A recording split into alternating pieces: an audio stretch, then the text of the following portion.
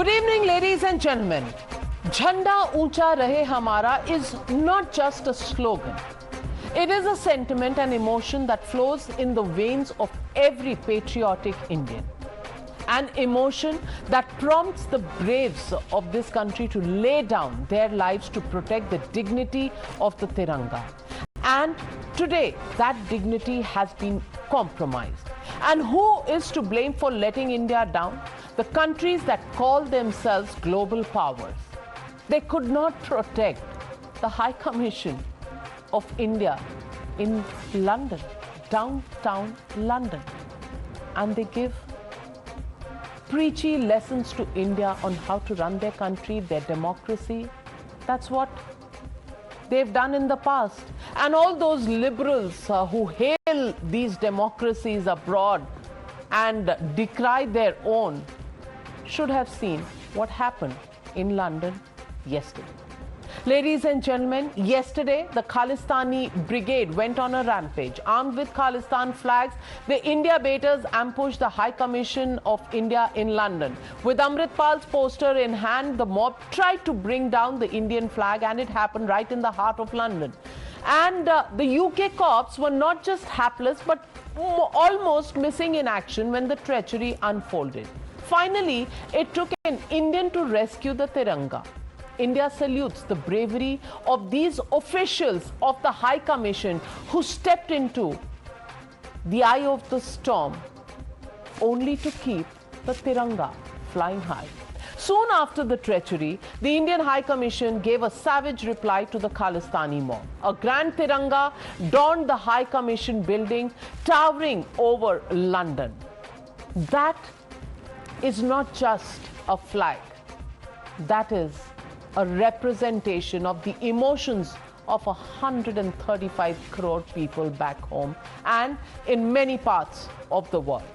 Firing on all cylinders, India lodged a strong protest with UK, a late-night summoning of the UK Deputy High Commissioner and a sharply worded statement. The Ministry of External Affairs demanded an explanation for the absence of security at the High Commission's premises and said that the UK government's indifference to Indian diplomats and personnel was unacceptable.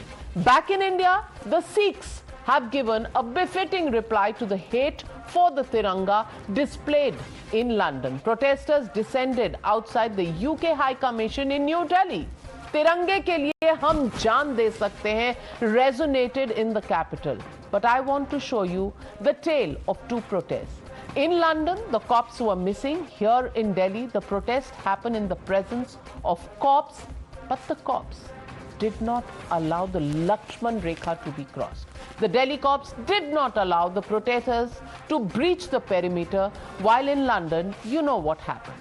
Listen in to these protesters who protested in New Delhi today. वो protest है जो Indian embassy के बाहर जो disrespect हुई है वो बहुत गलत बात है। हम प्राउड करते हैं इंडियन। हम भारतीय तिरंगे के किसी प्रकार के भी अपमान की भरसक निंदा करते हैं। तिरंगा हमारा अभिमान है, यदि तिरंगा हमारा स्वाभिमान है, यदि तिरंगे का कोई भी अपमान करता है हम इसको बर्दाश्त नहीं करें। सिख जन्म से देशभक्त है। What happened in London was not an isolated incident. Indian consulate in United States, San Francisco was also attacked. Khalistani supporters smashed the glass doors and windows and spray painted Free Amritpal on the outer wall of the building.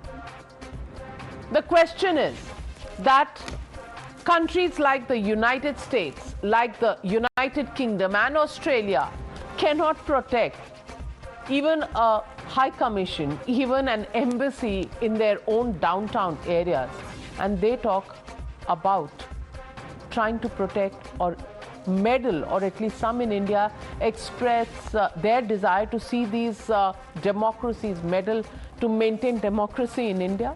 And that, ladies and gentlemen, brings me to the legitimate question on the Newshour tonight. Who will clamp down on the K-run? That's the question, and that is the debate coming up on the other side. You're watching the News Hour at 9, debate number 1 on Times Now, Super Prime Time.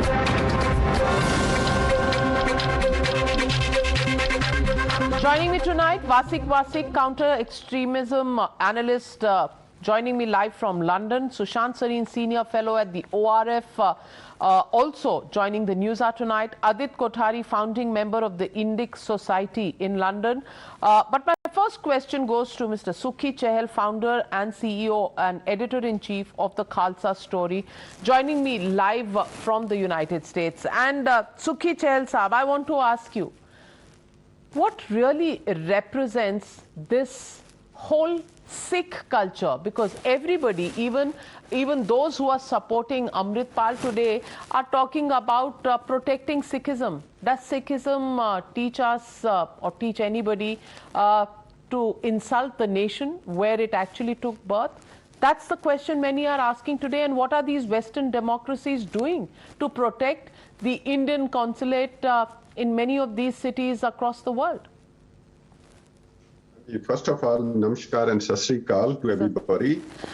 We have to clarify first, actually, it's not a Sikh protest, actually, because if we say Sikhs are protesting, actually, so it will be wrong statement, actually, from anybody's behalf. Sikhs are not protesting. There are only less than 1%. I'm stating this one for so many years, less than 1%. These are the radical element, and we call them the anti-social element within the, unfortunately, Sikh community.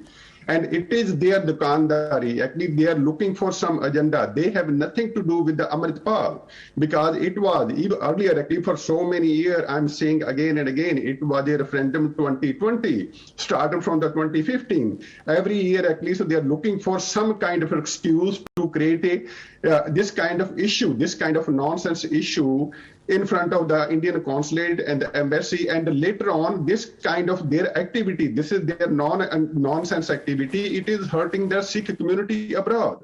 It is hurting the people like us. And it is like they have nothing to even, I know many of these people personally, those who did the protest yesterday, did the violence yesterday in San Francisco. They have nothing to do with the Amritpal, because actually they may be very happy Amritpal is going away, because their dukandari was also being taken away by the activity of Amritpal. But unfortunately, their activity for so many years, I'm saying again and again, actually, so they are the bunch of the thugs, the bunch of the people, and so they are not even. Well said, Mr. Chahal, because anti-social elements, it doesn't really represent the real Sikhs. And Sushant Sareen, the question tonight is, you know, lessons on democracy and how developed a country is given by many in some of these developed countries like the United States and United Kingdom.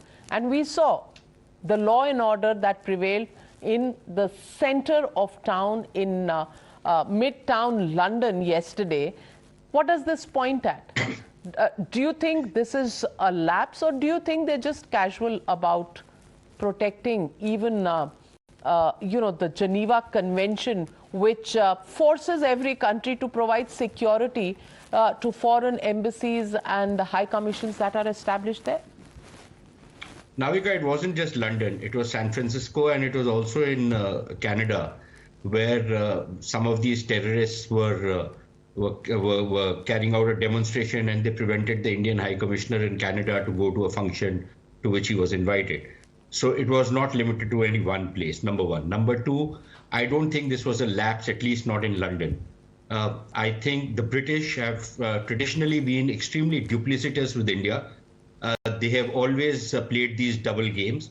And this is part of that duplicity which we have often witnessed at the hands of the British, suffered rather, I should say.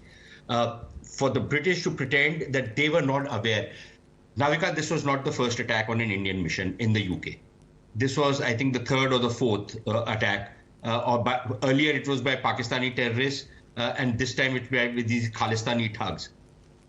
So this was not the first time. There have been constant threats put against the Indian mission, and the British have deliberately ignored it. So I charge them with complicity and connivance in what has happened yesterday.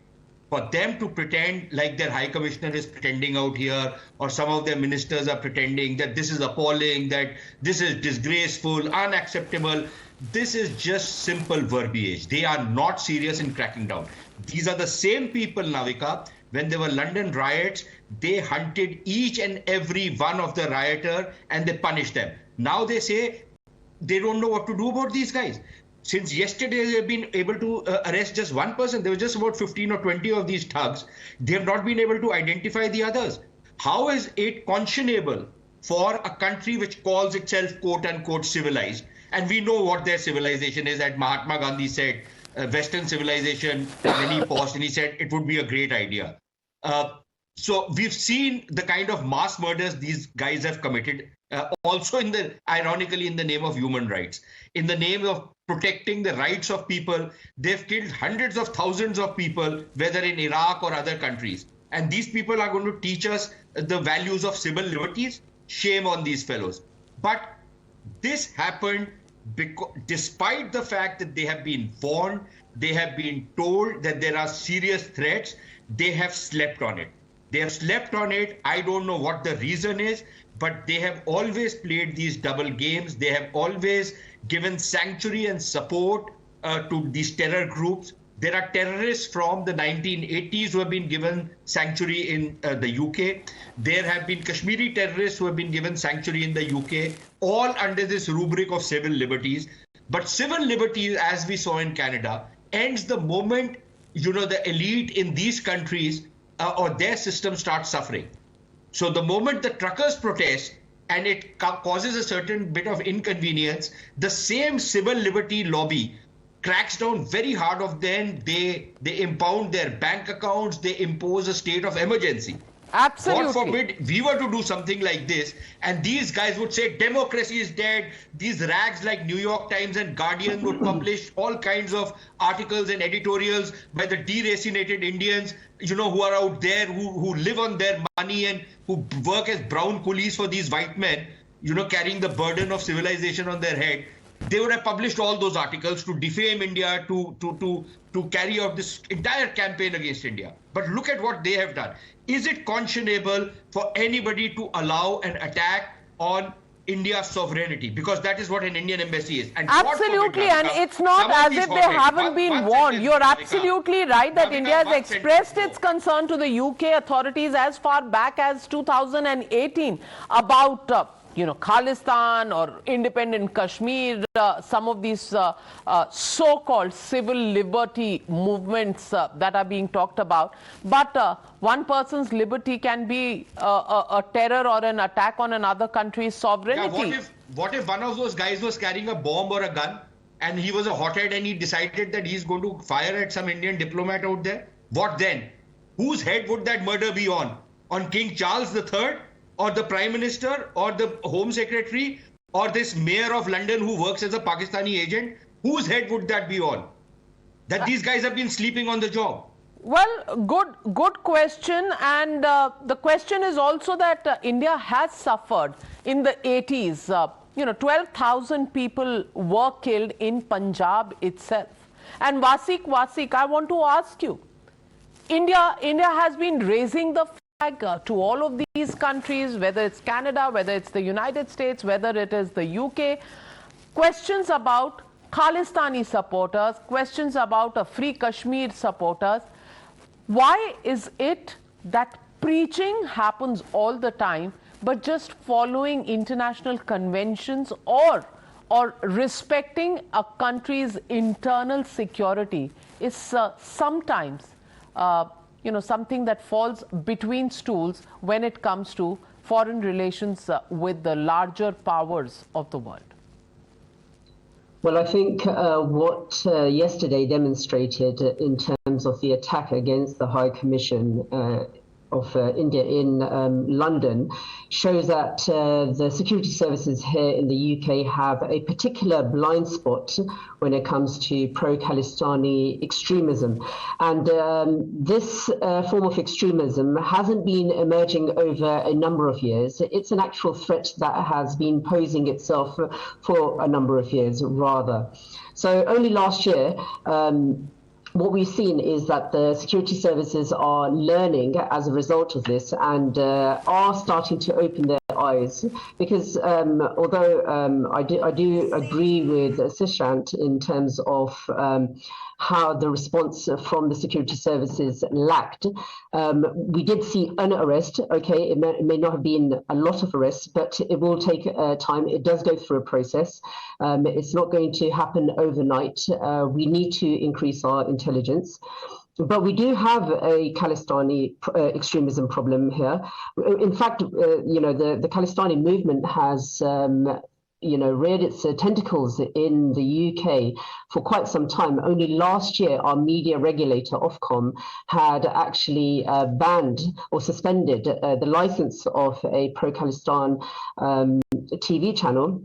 And one of the members of that pro-Khalistan TV channels was actually had links with that. So we do have an issue with it, and it does represent something very similar to what we see with the pro-Kashmir separatist movement that we find with people who are of Pakistani origin, where they're bringing in this way of separating or annexing these regions.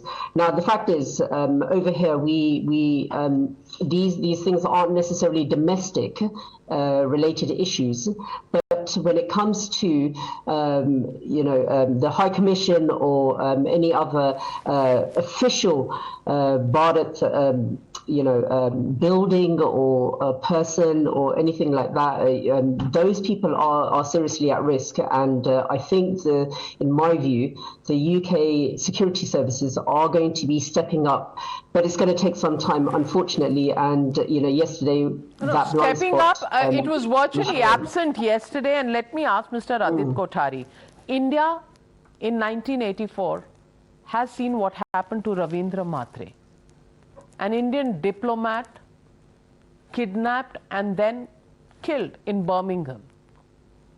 Did the UK authorities take the incident yesterday absolutely lightly? And do you think they are guilty now of trying to somehow say that India is probably overreacting when it is not actually an overreaction? It's the bare minimum as far as law and order is concerned that London should be worried about itself. And especially when there is a foreign mission on British soil, this is the least they expect. So where do you think the British approach to this entire issue is coming from? Navika, it's almost surprising and absolutely flabbergasting as to how the Indian diplomacy has not caught the UK, by its guts, primarily because the the Vienna Convention that you mentioned earlier is categorically clear about how much security a host country needs to provide to any consular missions, present in their country. And, we've seen this again and again where the UK security services have fallen completely short. 2019 was an example where, the Islamists, and in conjunction with some of the Khalistani elements, egged, stoned, vandalized the Indian High Commission in London. You mentioned Ravindra Mhatre ji from 1984. Even after that, we've had General Bra, who was attacked by the Khalistanis, but his life was almost on the line, so to speak. So we've seen this again and again, and where I have a problem with our diplomacy is that they fail to catch and call out this spade. They fail to catch the bull by its horn and call out this duplicit attitude where they are masking these people under the garb of some sort of humanitarian aid or humanitarianism, and they give them asylum visa, and then they allow them to come into the country, give them public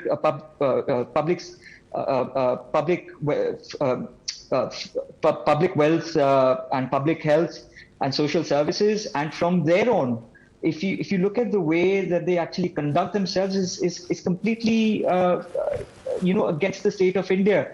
And all this, Sushant Sareen, is it because India is the 5th largest economy? India's got the presidency of the G20. Some of these countries, some sort of a dubious kind of a reaction to some of these things that are happening to India? Is it a result of that? I think it probably has nothing to do with G20, because that's on rotation. But I think it certainly has a lot to do with the Indian economy growing. I think there's an element of envy and jealousy on the part of the British, especially since now they are, it's in the dumps, literally. Like somebody told, was put on my Twitter feed today, Britain is the Pakistan of Europe, and that's saying a lot. But actually that analogy can be even taken a little further, because Britain is behaving the way Pakistan behaved with Afghanistan by sheltering the Taliban. Britain has become a safe haven for terrorists, whether of the Kashmiri or Pakistani persuasion or of the Khalistani persuasion. So Britain has become that place which has become a kind of a safe haven for these terrorists, just like Pakistan was, and their attitude and their duplicitousness is no different from that of the Pakistan. So what do you think the Indian mission should do? What do you think the Ministry of External Affairs should do? I know what they should not do.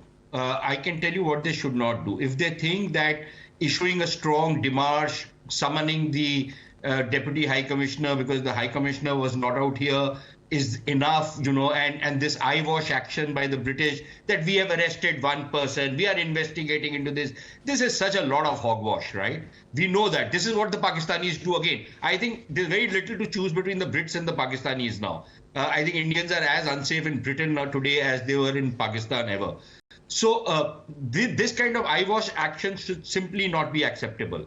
I think there is a lot of leverages that we have now, which we should bring to bear. I think we have to lay down a red line that if our people of our diaspora, our temples, our offices, our people, our missions are not going to be safe, then there will be very heavy consequences to be paid. It is for the British to decide whether they want the support of these handful of thugs who help elect some of these MPs. If that is what they are hankering for, well, then let them go for that. If they want to position that against the advantages of a friendship with India, of the benefits which come India's way, then they have to decide that. But one thing is very clear, Navika, the Brits have always played this role since 1947. Whether it was in Kashmir, the way they played a duplicitous role at the United Nations, whether it is the 1965 war, whether it is subsequent events, whether it is the terrorism of the 80s and the 90s, every time we have seen the Brits play this dubious role, and it has not ended. So I don't know, there's some deep-seated hatred, jealousy, call it what you will, for the Indian people. Well, for sure, they do have that insecurity, maybe, but the fact of the matter is that India of 1947 is definitely not what India is today in 2023. And clearly, today, the 135 crore Indians will not tolerate anything against the Tiranga. And that clearly is the bottom line. Let's leave it at that. Thank you very much to all my esteemed guests for joining me on debate number 1. On the other